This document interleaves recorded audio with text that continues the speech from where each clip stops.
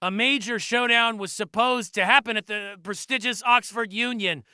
A topic: a fiery debate on whether India's response to Pakistan is just populist strategy disguised as security policy. It was meant to be a high-stakes intellectual battle.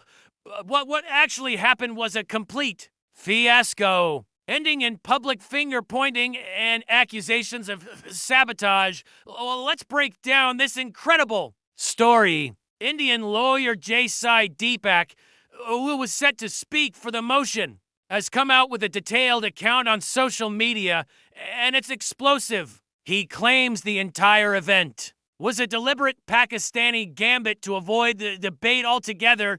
His story directly contradicts the official statement from the Pakistan High Commission in London, which painted a very different picture. According to Deepak, the whole thing was shaky from the start. He pointed out that key positions at the Oxford Union were held by individuals with connections to Pakistan. The president, Musa Haraj, is reportedly the son of Pakistan's Minister of Defense Production, and the treasurer was also a Pakistani national.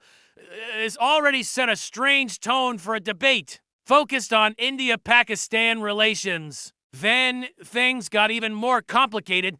The original high-profile Indian speakers, including former Army Chief General Narvane and Dr. Subramanian Swamy, had to pull out just 2 days before the event due to prior commitments. This sent the Indian side scrambling for replacements. Despite the ridiculously short notice, Sai Deepak, who was ready to argue India's case, managed to assemble a new team from within the UK, including Manu Kajuria and pundit Satish Sharma. It seemed the debate was back on, but the real drama unfolded just hours before it was scheduled to begin on November 27th.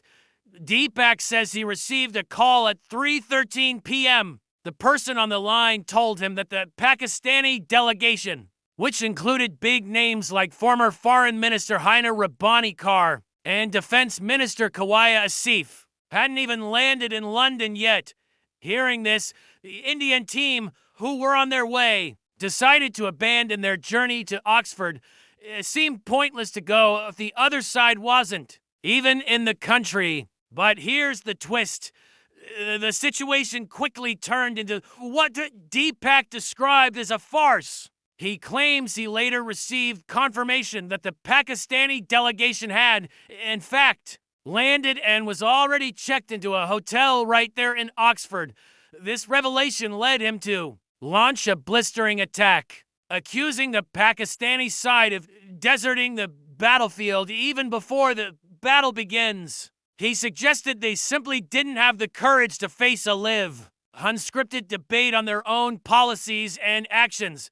He didn't stop there. Deepak also heavily criticized the Oxford Union's leadership.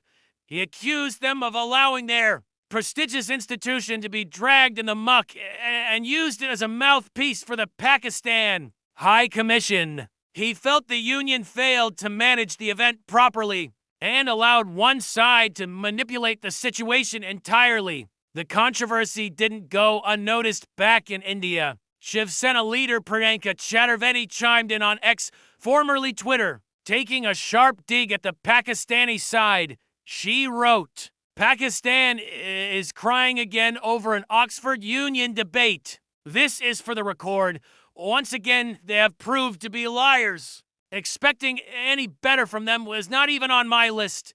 So, what's the other side of the story?" Well, the Pakistan High Commission in London released a statement with a completely different narrative. They expressed regret that the Indian delegation, which they still listed as the original speakers, like General Narvane and Dr. Swamy, had withdrawn at the last minute. They claimed this withdrawal handed a walkover to the Pakistani side. They framed it as the Indian team lacking the confidence to defend India's security policy in what they called a neutral and intellectually rigorous debate. So, we have to completely opposite stories. Sai Deepak and the Indian supporters say Pakistan got cold feet and orchestrated a collapse. The Pakistan High Commission says India backed out. One thing is clear. The much-anticipated debate at one of the world's most famous forums descended into chaos and controversy, leaving everyone with more questions than answers. What really happened behind the scenes at the Oxford Union? Was it an organizational failure or a calculated political move? Let me know what you think in the comments below.